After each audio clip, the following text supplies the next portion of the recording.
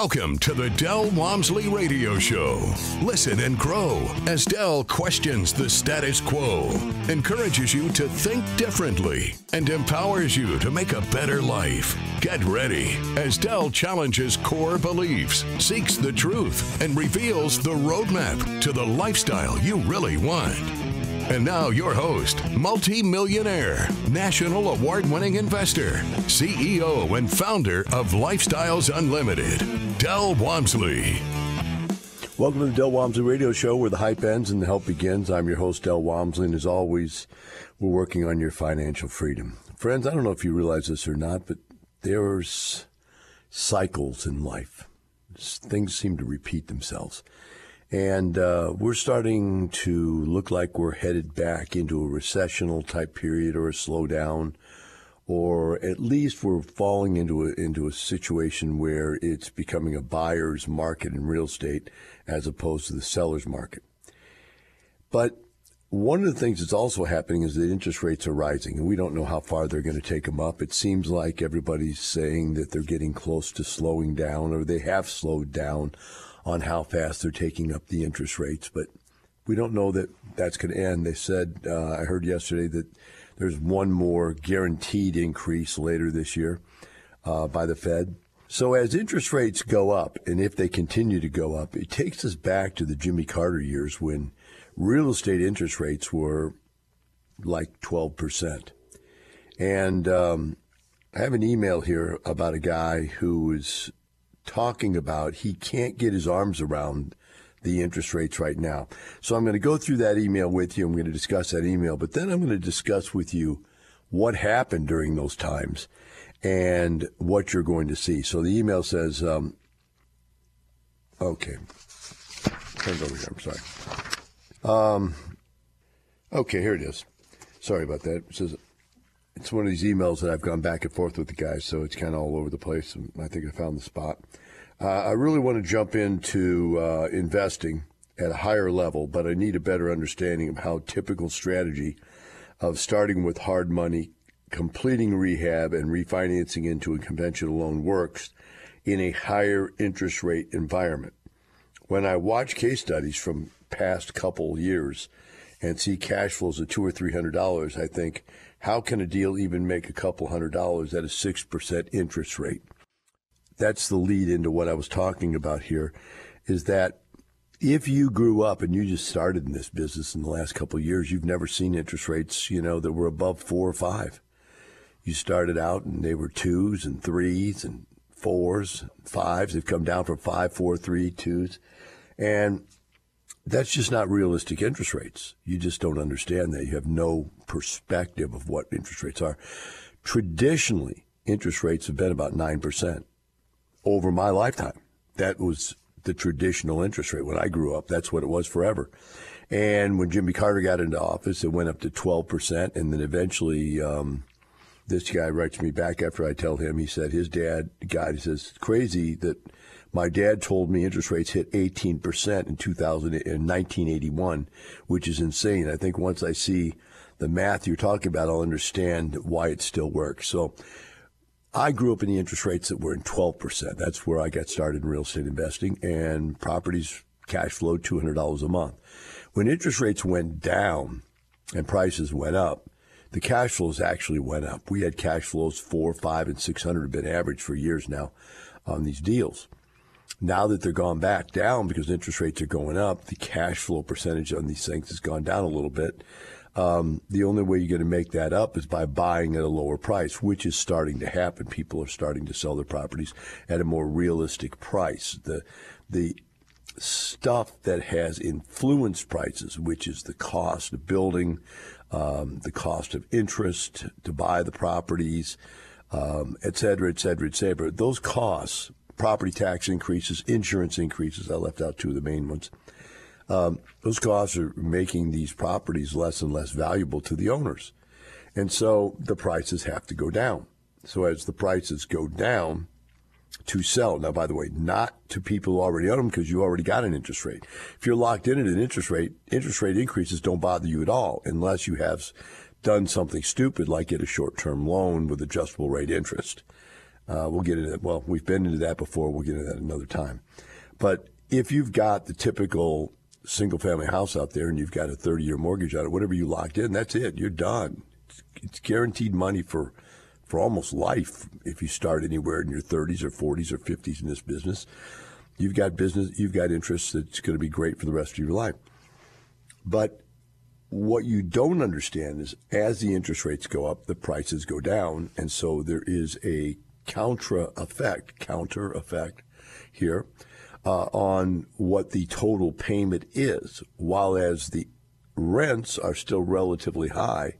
And when I say relatively high, in that they're not going up as fast as they were going up a year or two ago, they're still going up. If it were to become very recessional, they may stay the same and not go up, and there's even the possibility they may go down a little bit. But as they go down a little bit, what you're going to find is that the prices of these properties is also going to go down. So as we look at this thing and we think about it, we're talking about a situation where the deals we have been doing, and I brought someone on the other day to actually go over this with you, and it was on the radio, so you can look it up. I don't remember which day it was or which podcast it was, but there is a podcast there of one of the shows I had a guy, a hard money lender on, and he's saying they're doing great deals with lots of cash flow and lots of profit. It's not a problem for us to get good deals right now. It's hard for this guy to understand it because he's never seen a 5% interest rate out there, or a 6 or a 7 or an 8. But I'm telling you, 9, when interest rates came down to 9 from 12, we thought the world had changed. Someone had hung the moon. And when they went from 9 to 8, we were like, this is the easiest way to make money I've ever seen. This is unbelievable. When they went to 7, it's like, give me more of this drug. Now, having said that, there's something else that needs to be discussed. And that is, if interest rates were to go all the way back up to 12 again, which I don't see happening, but let's just say they did. What happened back in that time, back in that recession, the 87 recession, 88 recession, whatever it was, people started thinking, wow, if you can get a mortgage for 12%, I wouldn't mind earning 12%. And so these seminar gurus came out with all these scam seminars. And I'm just going to tell you what the scam is. And I'm going to tell you, they've done everything they could do to make this illegal. There were techniques that were used by people who really didn't care if they ripped somebody else off. Many people who on purpose, instinctually wanted to rip people off, and they even bragged about how they'd rip people off. And these courses that taught these things, these real estate seminar guru courses, taught all this stuff, basically were bragging about in the seminar that you could get away with doing this stuff. So let's talk about what they did. The concepts that we're going to talk about today are 3: owner finance, contract for deed, and lease purchase agreements. These are all 3 really, really heavily used in the 80s type techniques. So let's start with owner finance. That one's pretty obvious. You got a property, you go to try to sell it. It's in a bad part of town. The people who live in a bad part of town do not have the ability to get the credit, don't have credit, don't have a down payment, don't have a way to buy your house. And anybody who's willing to go for an owner finance deal or arrangement is in general a bad risk. But that was never taught. That was never relevant. What was relevant was that was probably a good thing that they were a terrible risk. I'll get to that in a second. So what you would do is you would sell them the house on a contract, owner finance. You would owner finance the sale, and they would own the house. You would take back a mortgage just like a mortgage company, but you might, make it 12% interest. And the idea was if you do this, if you sell the house that way, you can get the price you want, very high price, way more than what it's actually worth on the open market. There's the first step of ripping somebody off. Secondly, in this situation. Unlike renting it, you don't have to do any maintenance and repair. You're leaving that to be the tenant's responsibility or the buyer's responsibility. And oh, by the way, many times you would sell a house that was in such disrepair it wouldn't qualify for a mortgage. But you're selling to some poor fool that would say, well, I can fix it up because, I'm a maintenance guy, or I'm a this or I'm a that, and I get some of my buddies over here, my family over here, and we'll fix this thing up, which, by the way, they never did. Now, why is all that important to you? You say, well, I've sold the home. I don't really care what they do to it anymore. That was the theory. But the back half of the theory was the fact that you're going to get the house back because they will. Remember, they got bad credit. They are a bad credit risk, which means they will. Not if, it's when they will default on their payments. And when they default on their payments, now you've lost a home. Can't evict them because they're not tenants, they're owners. So you foreclose on them, and that takes a long time. Costs you a lot of money to do that, maybe 60 days, 90 days, maybe even more in some states, maybe 6 months in some states, to get them out of there, right? So now you foreclose them, now you own the house. You go back in there, and the house is destroyed. Number one, because they were bad, dirty people in the first place. Number two, even if they weren't, by the time you foreclosed on them and kicked them out of their home now, it's their home you're taking and stealing back from them after they've made you payments and given you money and whatever, blah, blah, blah. And thirdly, they might have done some of that illegal construction, which now you have to tear apart and go back and either repair what they did or spend the money to make what they did code, so now you're really in trouble because remember, you sold the house because you didn't have the money to mess with it. You didn't want to deal with it. You wanted out of it. You wanted out of your mind, out of your head, everything. So now you got this complete piece of garbage, right? And you don't know what to do with it. And you then say, well, I can't sell it in the open market. And selling it to them didn't work. There's got to be another way. Well, along comes the real estate gurus, and they talk to you about a thing called contract for deed, and they talk to you about a thing called lease purchase agreements. I want to cover both of those here today because they're even more of a scam than owner financing. Point make before we go on to those two is owner financing is bad for another reason. Let me explain to you why. If everything I teach you is that leverage is the way to get rich, in other words, using other people's money, you go out there and borrow money to buy real estate to get rich with it. If leverage is the way to get rich, then you being the bank is exactly opposite of that. Instead of you borrowing money to get rich, you're lending money to somebody else to use to get rich. If this property goes up in value, you don't get any part of it. If the property goes down in value and you foreclose, you're stuck with a piece of garbage. You lose both ways. There's even an additional problem. And that problem is that all the money you earn by selling the house this way is ordinary income, and you get taxed at the highest tax rate you can possibly be taxed at. Everything about this transaction is the wrong way to do real estate. Yet it is one of and has been one of the most famous ways to do real estate for years, forever and ever and ever. Take a short break. Be right back with the Del Walmsley Radio Show.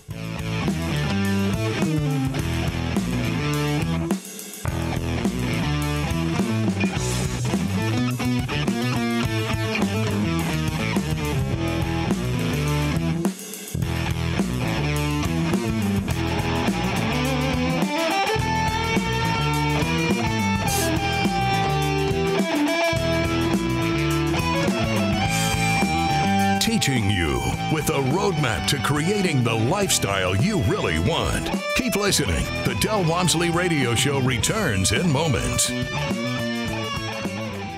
Del Walmsley on the economy and politics. What happens if the economy turns around and goes back down now the Democrats are in power, or inflation becomes rampant and all of a sudden it becomes very difficult to do business? I was listening to an economist the other day, and he pulled out this chart of GDP. He said, look, here's what I want you to do. He said, tell me anywhere from 1950 to 2021 where the Democrats took power and where the Republicans took power. He said, point it out for me. And the truth of the matter is you can't tell. If you're sitting on the sidelines waiting to see what the politicians are going to do, or waiting to see what the economy is going to do, if you're trying to predict the future, stop.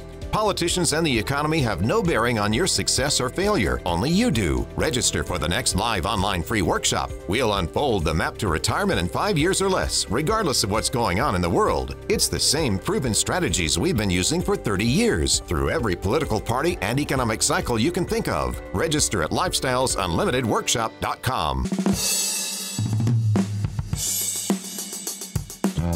You're hearing the Del Walmsley Radio Show. Want more life-changing knowledge? Access our podcast and listen on demand at lifestylesunlimited.com under the radio tab. Now your host, Del Walmsley. Welcome back to the Del Walmsley Radio Show. Today we're discussing alternate ways of doing real estate that popped up in the 80s. Back when interest rates were really, really high and people thought that it was almost impossible to sell their homes.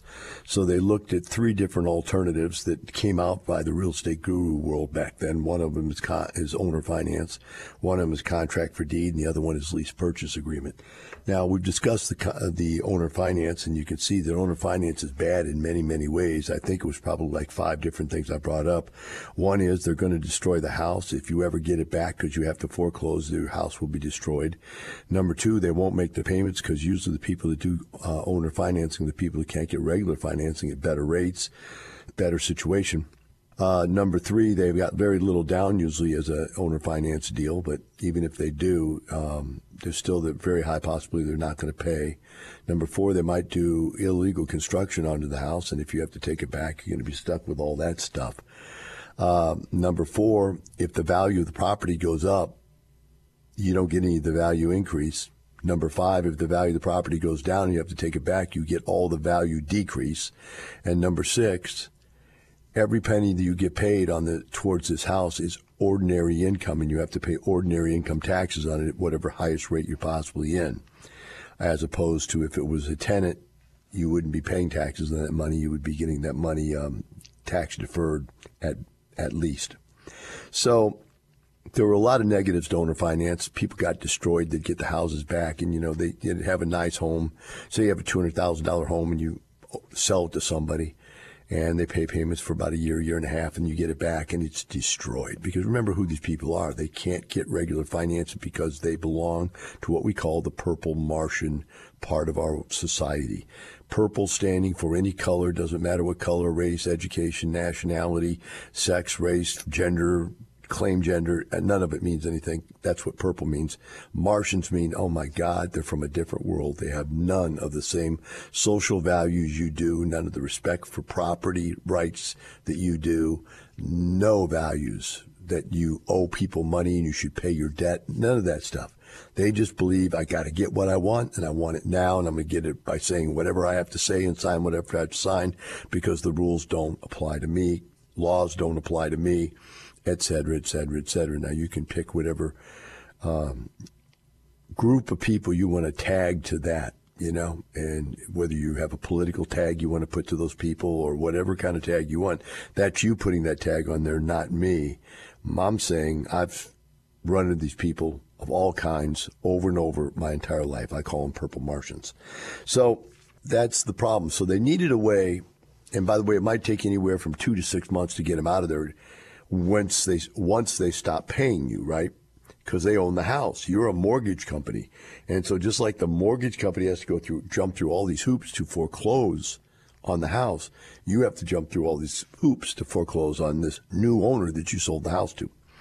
So they came out with a new theory, and they called it contract for deed. And the theory behind this was that you're not really selling them the house. They don't own the house. You're setting up a contract with them that says, if you make me 360 payments, or whatever you set it up to be, on a timely basis at the amount specified, then you have completed the contract. At the time you complete the contract, I will sign the deed over to you, and you will be the owner. You will not owe me any more money. That's, you complete the contract, you own the house.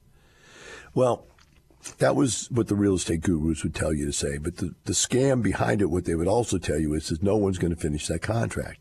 Because the people you're going to get to sign a contract for deed are not smart people. They're not people in control of their lives. The odds of them completing that contract are almost nil, almost none. I'd bet if you looked at over the 50 years that I've been alive, I'm 66, and 66 years I've been alive, they've been doing that stuff. I bet you less than 5% of the people ever completed one of those contracts. It's very small.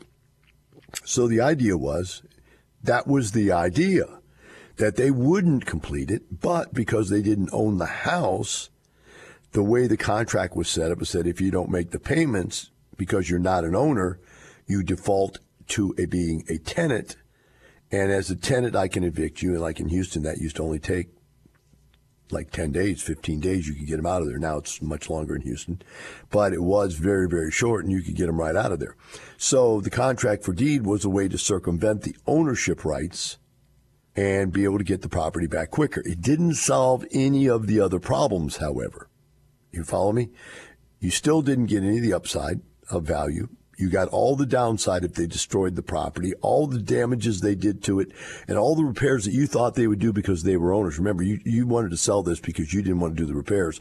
All the repairs you thought they would do, they never did. You now inherit all those problems. You inherit everything they've done to the place to destroy it more. Now the property's gone down in value, you inherited at a lower value. You now have to pay all the back taxes they never paid. Go on and on and on. And that's it. I mean, it's just a terrible situation. You get it back and you've lost a lot of money.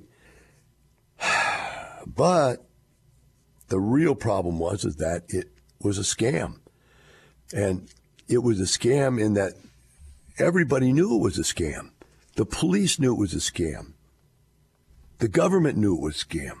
Politicians knew it was a scam. Everybody knew it was a scam. It was just one of those acceptable ripoffs in life. You go ahead and do this, and hey, we're helping poor people. We're helping people with bad credit get housing, get a place to live. And if they do this contract, they're going to own this place. They're not tenants then. Well, they are tenants until they finish the contract. And so, again, another really bad idea that people ended up losing their shirt on over and over and over again. I've been doing this now for teaching now and been on the radio now teaching for 33 years. I've been yelling this stuff for 33 years. I don't see this stuff going on that much anymore. It's kind of a theory that I've been able to scream about loud enough that enough people have realized it's a bad idea. And then there's also the legal ramifications that they've done. And by the way, if you can't listen to this thing, get the podcast, because at the end I'm going to tell you what the government did to stop this stuff and why you see so little of it anymore. Okay, so the next thing they came up with was something called a lease purchase agreement. Now, the lease purchase agreement took care of one more problem. The problem was that while you were getting this money on this contract for deed, it was all earned income. But now, if you had a lease with a contract to buy, a lease with a purchase agreement tied to it, they were just tenants. So you still got all the benefits of a landlord. You got the tax advantages of being able to write off the depreciation and cover the income and not pay taxes on the income. You got all the upside value, because if the value went up, you got the upside value. If the value went down, if they bought it, they got the downside value, but if they didn't buy it, you got the downside value like you always would. But the biggest thing is that now they were tenants. You could evict them immediately if they didn't pay. And you didn't have to worry about, really any damages other than the natural tenant type damages, because they didn't have the rights to build something. They didn't have the rights to change something. They didn't have the rights to change the color, to paint it purple, paint it yellow, do weird stuff with it, tear stuff out, put stuff in. That as a tenant, they don't have any of those rights. When tenants would come to me and say, well, can I buy the house? I'd say, sure, if you want to buy it right now, go ahead. And, well, I really can't buy it right now. Is there some way we could work out a deal where if I move in as a tenant, I could buy it in the future? And they were really asking, can I get a lease purchase agreement or a contract for deed, is what they were asking for, or owner finance. And I said, yeah, sure. I'll tell you what, you can buy it anytime you want. You just let me know you want to buy it. You send me a note, you want to buy it, and we'll go ahead and get an appraisal. You get a mortgage. You go to the finance guy. I'll even give you a finance guy to go to, and we'll pull your credit report and find out if you get a loan. If you can get a loan, we'll just get an appraisal. I'll sell it to you for what it's worth. So anytime you want to buy it. Well, there was no contract that said that, but it was a handshake agreement that I would really do if they wanted to do. Whenever they wanted to buy it, I'd sell it to them. they never really, I'd ask them, do you want to buy it now? You want to buy it? They never really wanted to buy it. They really wanted you to do something like let them tie you up in some type of a contract where they can say they own the house. That way they can take and get, all these home ownership benefits that you would get on your taxes and so forth. And we would lose all of our landlord benefits on the taxes. And so I just would never let them do that. I just never fell into that trap. And as a lease purchase agreement, the way it said you could get them out, if they stopped paying, they were tenants, you just evict them. So that was easy enough to do, even on a lease purchase agreement. But what happened that made all this not work anymore was that Texas, and I don't know what the rest of the country has done, but in Texas, they finally said, this has got to stop. I mean, people are buying these houses, paying quote-unquote mortgage payments on them, although they weren't mortgage payments. They were contract for deed payments or lease purchase agreement payments or whatever. They would pay all these payments, and then the landlord would say, hey, you missed one payment, I'm kicking you out, and boom, he'd evict them. And then turn around, put the thing back on the market and do it again, over and over and over again. And people who thought they were buying homes really were just tenants, and they didn't have any real rights. So the government, Texas state, made a law. Don't know what the number it is. You can look it up. It's a long time ago they did this, but they came up with a law that said anybody who has a contract for deed has ownership rights in the property. Anybody that has a lease purchase agreement has ownership rights in the property. And you cannot evict them like a tenant.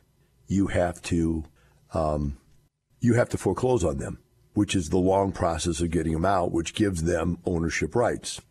Then people tried to get around that by just having a lease, a long-term lease. I'll give you a 30-year lease. You can stay here for 30 years on this lease, whatever.